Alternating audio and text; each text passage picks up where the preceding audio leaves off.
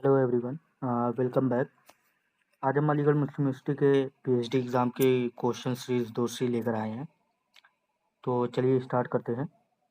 सबसे पहला क्वेश्चन है, blast of rice is caused by. जो ब्लास्ट ऑफ राइस है वो उसका कैजुअल ऑर्गेनिज्म है ब्रिक्युलेरिया ओराइजी। इसमें होता ये है कि जो इंटायर क्रॉप होती है राइस की वो बर्न हो जाती है या फिर ब्लास्ट टाइप का अपीयरेंस आता है। ये ब्लास्ट ऑफ राइस ये अर्लीस्ट नोन प्लांट डिजीज़ है।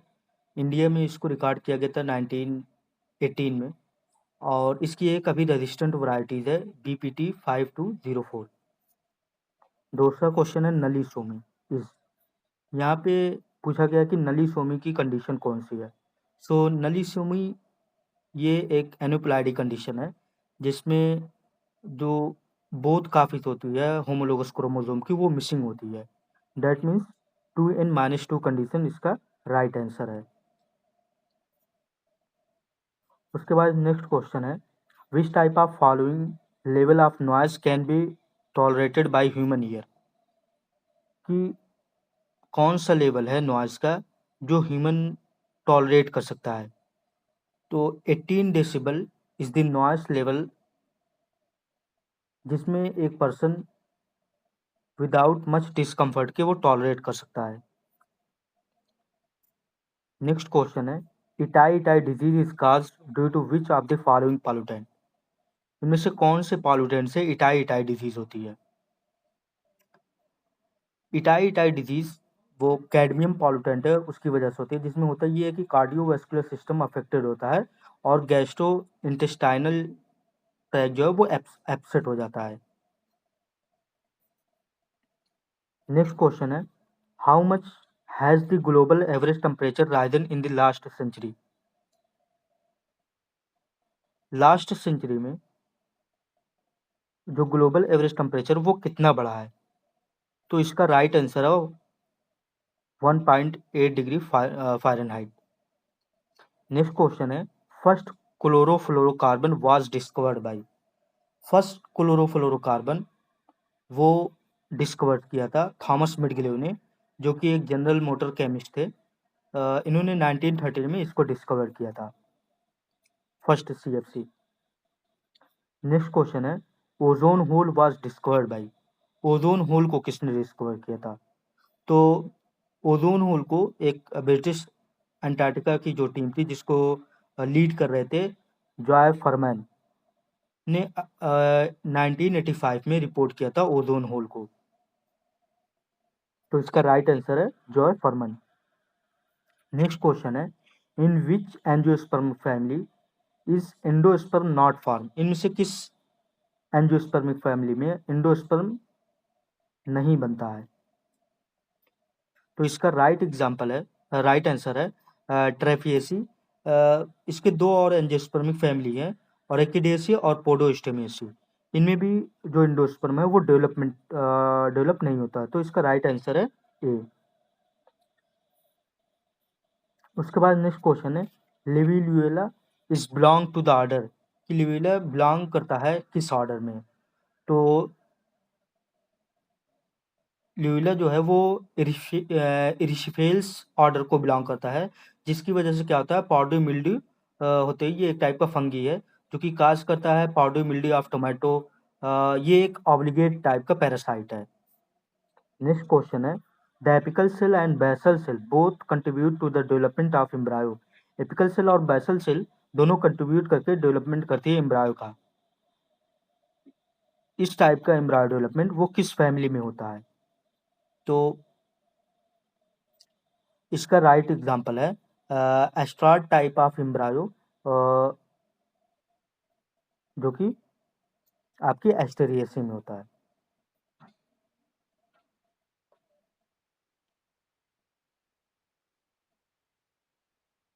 The Environmental Protection Act was passed in the year। Environmental Protection Act किस ईयर में पास हुआ था। तो इसका राइट एग्जांपल है 1986 में Environmental Protection Act पास हुआ था। नेक्स्ट क्वेश्चन है, development of embryo of monocotyledon and dicotyledon is almost similar. कि जो एम्ब्रायो का डेवलपमेंट होता है मोनोकॉट और डाइकॉट में, वो किस स्टेज तक सिमिलर होता है? तो इसका राइट एग्जांपल है ऑक्टेंट स्टेज तक जो मोनोकॉटलियन और डाइकॉटलियन का जो एम्ब्रायो डेवलपमेंट है वो सेम होता है। The ideal temperature for the storage and maintenance of museum material is, क्या आइडियल टेम्परेचर है कि म्यूजियम में जो स्टोर किया जाता है और मेंटेन किया जाता है किसी भी स्पेसिमेन के लिए? तो इसका राइट एग्जांपल है 20 to 25 डिग्री सेल्सियस, और इसके लिए रिलेटिव ह्यूमिडिटी चाहिए होती है हमको 40 to 55%। नेक्स्ट क्वेश्चन है laterite soil rich in, laterite soil में किस चीज की ज्यादा मात्रा होती है? तो लेटराइट सॉइल जो होती है वो आपकी आयरन और एल्युमिनियम के जो हाइड्रोक्साइड है उनकी अमाउंट ज़्यादा होती है, यानी hydroxide of iron and aluminium. और ये लेटराइट सॉइल पैडी कल्टीवेशन के लिए बहुत ही ज़्यादा सुटेबल है। नेक्स्ट क्वेश्चन है in which biogeographic zone is the गिर नेशनल फॉरेस्ट रिजर्व लोकेटेड? इनमें से किस बायोजियोग्राफिक जोन में गिर नेशनल फॉरेस्ट रिजर्व पाया जाता है? तो जो आपका सेमी एरिड जोन है उसमें ही गिर नेशनल फॉरेस्ट रिजर्व लोकेटेड होता है। और ये जो सेमी एरिड जोन है ये रीजन ऑक्युपाई करता है 16.5% ऑफ द इंडिया। इंडिया का 16 से 5% जो एरिया होता है वो सेमी एरिड जोन में ही आता है। उसके बाद नेक्स्ट क्वेश्चन है Xanthomonas city is a casualty organism for, Xanthomonas city किस डिजीज के लिए कैजुअल ऑर्गेनिज्म है? तो ये तो बहुत ही सिंपल क्वेश्चन है, बहुत बहुत ही फेमस है कि इसका जो आंसर है वो है सिटस कैंकर।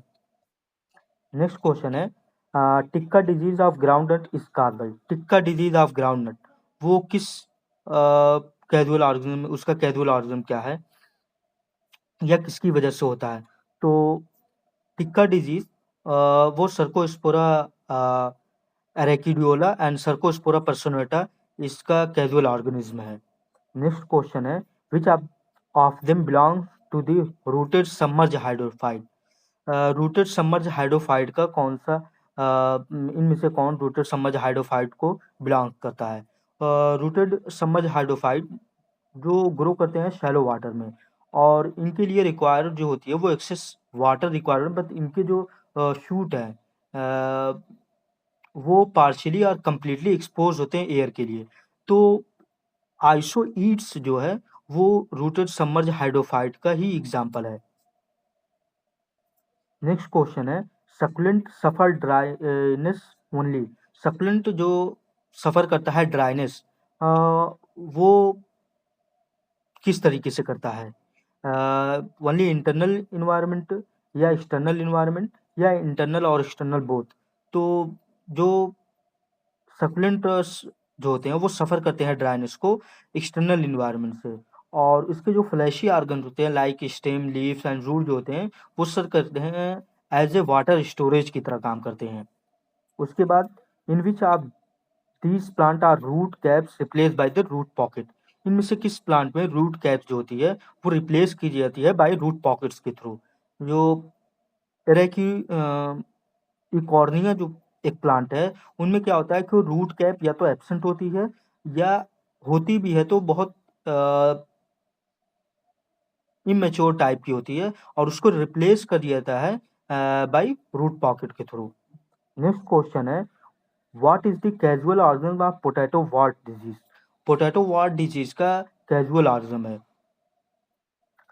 पोटैटो वॉट डिजीज जिसका कैजुअल ऑर्गेनिज्म है सिनकाइट्रियम इंडोबायोटिकम। सिनकाइट्रियम इंडोबायोटिकम ये एक ऑब्लिगेट पैरासाइट है, और ये ऑब्लिगेट पैरासाइट प्रोड्यूस नहीं करता है हाइफा। इस बात को आप याद रखिएगा कि ये सिनकाइट्रियम इंडोबायोटिकम वो हाइफा प्रोड्यूस नहीं करता है। ये क्वेश्चन एमयू में आया हुआ है कि पोटैटो वॉट डिजीज का कैजुअल ऑर्गेनिज्म है, लेकिन अब कभी ये नहीं पूछा है कि क्या इसका जो कैजुअल ऑर्गेनिज्म है वो हाइफा प्रोड्यूस करता है या नहीं। तो हो सकता है मे बी आपकी बार पूछ ले आपसे कि इसमें हाइफा प्रोड्यूस होता है या नहीं। उसके बाद नेक्स्ट क्वेश्चन है secondary pollutant which protect us from radiation. इनमें से कौन सा सेकेंडरी पॉल्यूटेंट हमको प्रोटेक्ट करता है फ्रॉम द रेडिएशन से। ओजोन एक टाइप का सेकेंडरी पॉल्यूटेंट है जिसका फॉर्मेशन होता है जब नाइट्रोजन के ऑक्साइड और वोलेटाइल ऑर्गेनिक कंपाउंड के ऑक्साइड की रिएक्शन होती है in the presence of the sunlight. तो ओजोन जो है उसका फॉर्मेशन होता है और ये ओजोन हमको प्रोटेक्ट करती है फ्रॉम द यूवी रेडिएशन से। और इसकी जो रेंज होती है वो आपकी स्ट्रेटोस्फेयर में होती है 10 to 15 kilometre above the troposphere में ये प्रेजेंट होता है नेचुरली। उसके बाद नेक्स्ट क्वेश्चन है damping off seedling is caused by. Damping off seedling किसकी वजह से होती है? तो डैम्पिंग ऑफ सीडलिंग वो आपकी एक फंगस है जिसका नाम है फाइटियम, उसकी वजह से डैम्पिंग ऑफ सीडलिंग होती है। Which of this pollutant has a pale blue colour. इनमें से कौन सा जो आपका पॉल्यूटेंट है वो पेल ब्लू कलर का होता है? तो ओजोन जो है वो पेल ब्लू कलर का होता है और सॉल्युबल होता है इन वाटर में और नॉन पोलर होता है और ये प्रेजेंट होता है स्ट्रेटोस्फेयर में। उसके बाद नेक्स्ट क्वेश्चन है in which of these family is the perianth not distinguish into a calyx and corolla. कि इनमें से किस फैमिली में जो पेरियंट होता है वो डिस्टिंग्विश नहीं होता है कैलिक्स और कोरोला में। तो रेनिनकुलेसी जो है वो उस फैमिली के जितने भी मेंबर होते हैं उनमें क्या होता है कि जो पेरियंट होता है वो डिस्टिंग्विश नहीं होता है कैलिक्स और कोरोला में।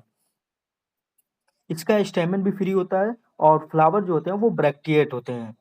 नेक्स्ट क्वेश्चन है which of these is an example of Brassicaceae family. इनमें से कौन सा प्लांट है जो ब्रेसिकेसी फैमिली को बिलोंग करता है? तो ब्रेसिकेसी फैमिली का जो प्लांट है वो है आइबेरिस अमारा, जो कि एक ऑर्नामेंटल हर्ब है। ये मेनली आपका मेडिसिनल प्लांट है और मेडिसिन में इसका बहुत ज़्यादा यूज़ होता है और जो सबसे ज़्यादा यूज़ होता है इसका अस्थमा के लिए होता है। तो थैंक यू सो मच और all the best for your exam.